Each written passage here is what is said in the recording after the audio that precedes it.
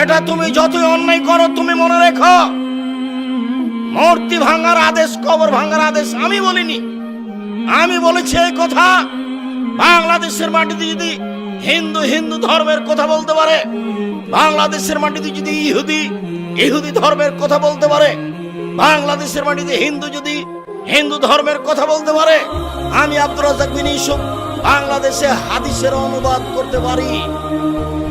এতে যদি আমি অপরাধী বলে গণ্য হই, তাহলে আমি 1 নম্বর আসামি নই। 1 নম্বর আসামি হলেন মুহাম্মদ সাল্লাল্লাহু আলাইহি সাল্লাম, আমি হলাম 2 নম্বর আসামি। এই কথা আমি বলেছি। তিনি আদেশ করেছেন, আমি অনুবাদ করেছি।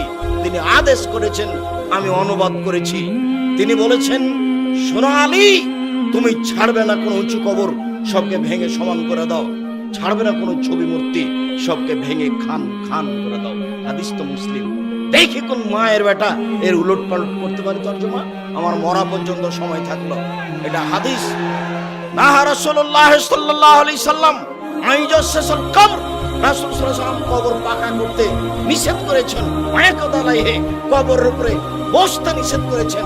ও নাহা ইয়াকতুবালাইহি, কবরের উপরে কিছু লিখতে নিষেধ করেছেন। রাসূল সাল্লাল্লাহু আলাইহি সাল্লাম টোটাল এই